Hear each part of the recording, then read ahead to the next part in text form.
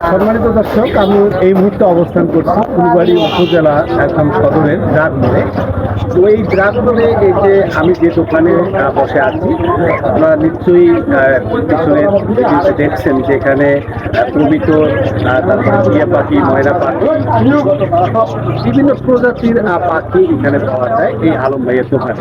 তো আপনারা যদি আমার এই ভিডিওটা দেখতেছেন, আপনারা চাইলেও আমাদের ফুলবাড়ি উপজেলা সদরের যে ড্রাগমোড়ে আসলে কিন্তু এই পাখিগুলো পাওয়া যায়। আচ্ছা আলম ভাই, আপনি কতদিন থেকে পাখির এই ব্যবসা করেন? যদি একটু আমার এই অলিম ফুলবাড়ি পেজের দর্শক বা অলিম ফুলবাড়ি ইউটিউবের দর্শকদের উদ্দেশ্যে একটু বলেন, আপনি এই পাখিগুলা কোথা থেকে নিয়ে আসেন? হচ্ছে যে আমি ড্রাগমোড়ে পাখির দোকান দিয়েছি প্রায় বছরখানেক গেল। আচ্ছা, এক বছরে পাখি আমি যতগুলো মনে করেন যে বাইরে থেকে প্রথমত অবস্থায় বাইরে থেকে নিয়ে আসি, নিয়ে এসে গ্রামে যখন মানুষ প্রথম দোকান পায় তখন উৎসাহিত হয়ে মনে করেন যে শখের জিনিস শখের জন্য দুই এক জোড়া করে নিয়ে যায়। নিয়ে যাওয়ার পর যখন ডিম বাচ্চা হয় কবুতর নিয়ে যায়, পাখি নিয়ে যায়, খরগোশ নিয়ে যায়। কবিতর আছে, কি কি পাখি?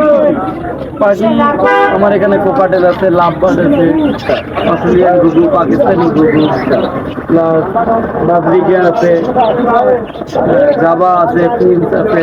এটা তো যারা খুব শৌখিন তারাই কিন্তু মূলত নেয়।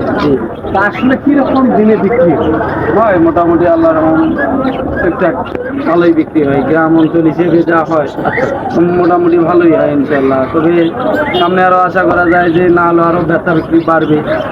আর বিক্রির পাশাপাশি বর্তমান মনে করেন যে যেখানে আমি পাখিগুলো দিয়েছি ওই পাখিগুলো থেকে বর্তমান মনে করেন যে প্রোডাকশন হচ্ছে, বাচ্চা হচ্ছে, ওখান থেকে আরও আবার আমাকে নতুন করে কালেকশন দিচ্ছে। এখন আমার পাখির জন্য আর বাইরে যাওয়া লাগে না। ধন্যবাদ। আর যদি আসলে আপনাদের যদি কোনো পাখি বা কবুতরের দরকার হয় তাহলে অবশ্যই আপনারা তারপরে এই আলম ভাইয়ের দোকানে আসবেন। দর্শক, এই ছিল পাখির সরকার।